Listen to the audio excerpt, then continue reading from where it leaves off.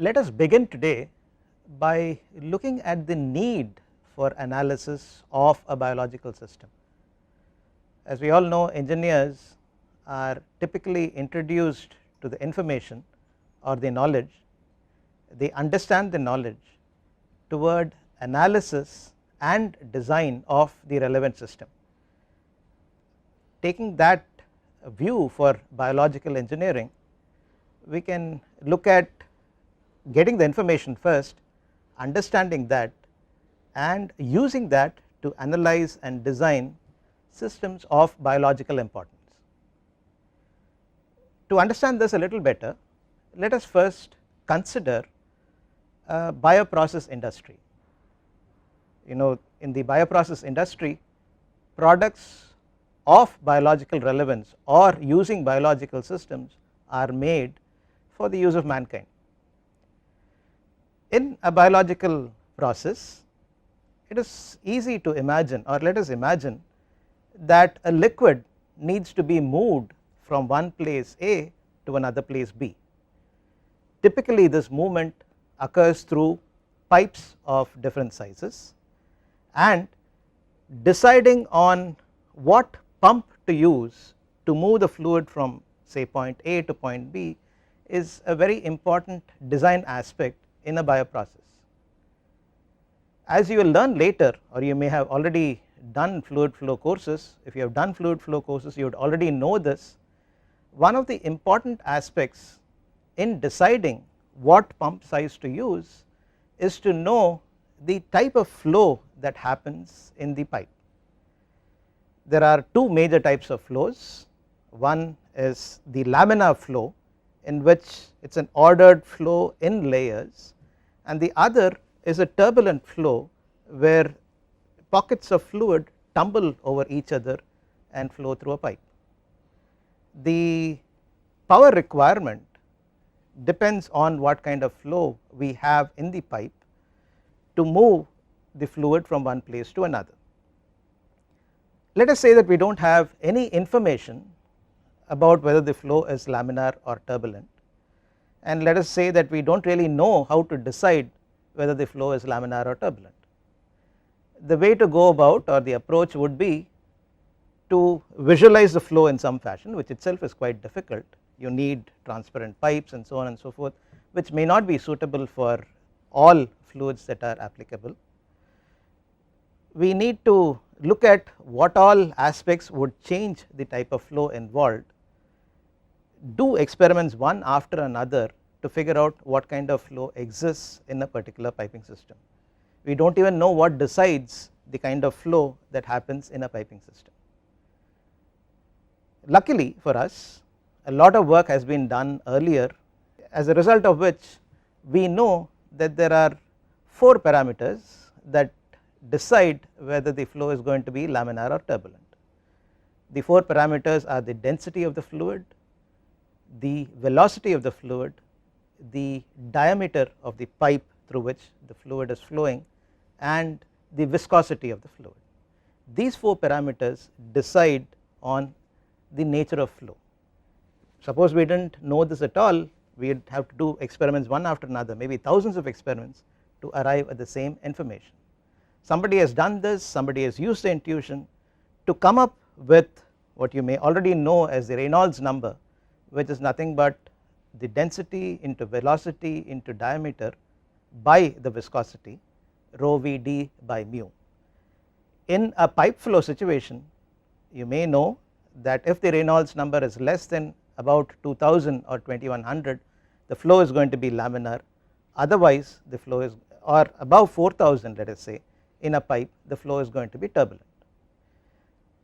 What information we could get out of thousands and thousands of experiments is all compressed into this one single beautiful relationship, which is called the Reynolds number, and that is the advantage in analyzing something and coming up with a useful parameter.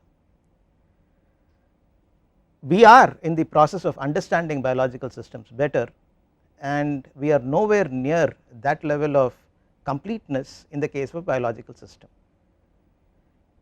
Let me present something else to you to understand the need for analysis so that the design can be much better, and also analysis has its own benefits in terms of better and better understanding of the system. To do that, I am going to read out parts of a paper. This paper is titled, "Can a biologist fix a radio?" or "What I learned studying apoptosis." This paper is authored by a person called Yuri Lazebnik. He is from Cold Spring Harbor lab, which is a very prestigious lab. This was published in Cancer Cell in 2002. I am going to read out parts of a paper. Yuri Lazebnik considers the transistor radio, something that existed a long time ago, but I guess he relates to that a lot better. He considers a transistor radio to be equivalent to the cell.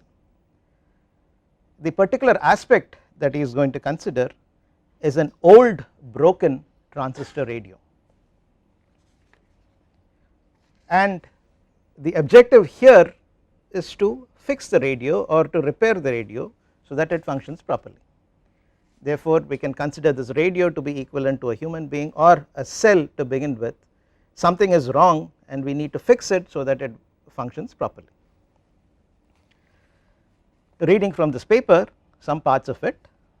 Conceptually, a radio functions similarly to a signal transduction pathway in a cell, in that both convert a signal from one form into another. A radio converts electromagnetic waves into sound waves.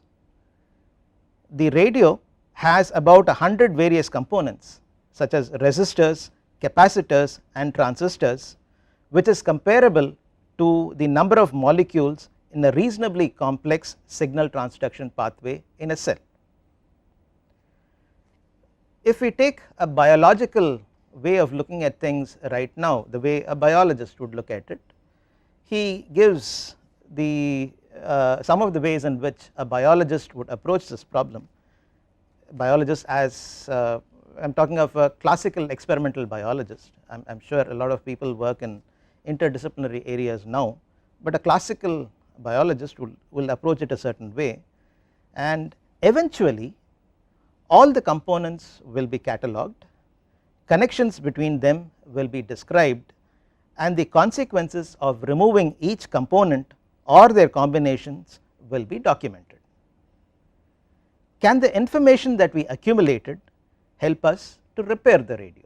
The information itself is wonderful, it helps, it gives a lot more insight into what is happening, but is it good enough to repair the radio is the question. The answer is most likely no, unless there is a certain piece of luck that helps you in setting right the radio or the cell. Coming back to this paper, yet we know with near certainty that an engineer could fix the radio. What makes the difference? I think it is the languages that these two groups use. It is common knowledge that the human brain can keep track of only so many variables.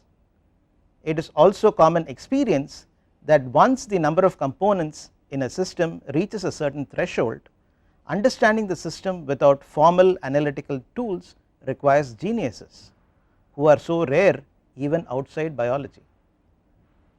In engineering, the scarcity of geniuses is compensated, at least in part, by a formal language that successfully unites the efforts of many individuals, thus achieving the desired effect. Very nicely put here, let me read it again. In engineering, the scarcity of geniuses is compensated, at least in part, by a formal language that successfully unites the efforts of many individuals, thus achieving a desired effect. The language that is relevant is mathematics, and the tools that are relevant for understanding the systems, as we are going to look at, are thermodynamics, maybe transport aspects, fluxes and forces and so on, and other relevant things. In this course we will of course look at one aspect of thermodynamics which can be used to analyze biological systems. When we finished up in the last class, we had reviewed some of the principles that we already knew, some of the concepts that we already knew in thermodynamics from your earlier classes, maybe in your school or in the first year of engineering, and we are going to take things further here. And one of the important things that we considered was classical thermodynamics versus statistical thermodynamics. We said that classical thermodynamics is very good to apply in the continuum regime where individual molecules are not really important, whereas statistical thermodynamics is a lot more complete and it gains better relevance when it is applied to non-continuum systems. See you in the next class.